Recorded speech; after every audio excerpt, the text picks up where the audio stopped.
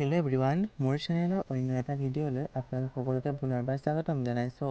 বন্ধু বান্ধৱীসকল, ৰেঙুনি চেনেলত সম্প্ৰচাৰিত হৈ থকা জনপ্ৰিয় গুণগুণ ধাৰাবাহিকৰ আজিৰ খণ্ডটো চাবৰ বাবে বহুতো বেছি ইণ্টাৰেষ্টিং হ'বলৈ গৈ আছে।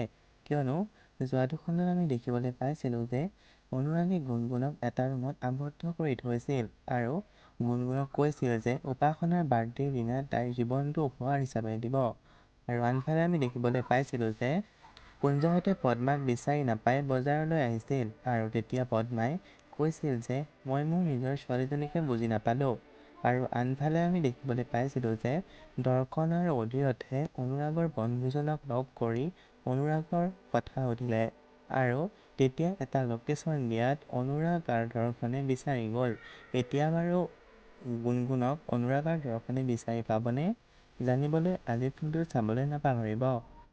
আৰু আনফালে আজিৰ খণ্ডটোত আপোনালোকে দেখিবলৈ পাব যে দৰ্শন আৰু অধীৰতহে গুণগুণক বিচাৰি পাই হস্পিটেললৈ লৈ যাব। আৰু আনফালে আপোনালোকে দেখিবলৈ পাব যে অনুৰাগে মাকক ক'ব গুণগুণে হস্পিটেলৰ বেডত পৰি আছে, পদ্মা আৰু অধীৰত এতিয়াও জীয়াই আছে, মোৰ প্ৰতিশোধ এতিয়াও পূৰণ হোৱা নাই বুলি ক'ব। এতিয়া গুণগুণ আগৰ দৰে সুস্থ হৈ উঠিবনে বাৰু?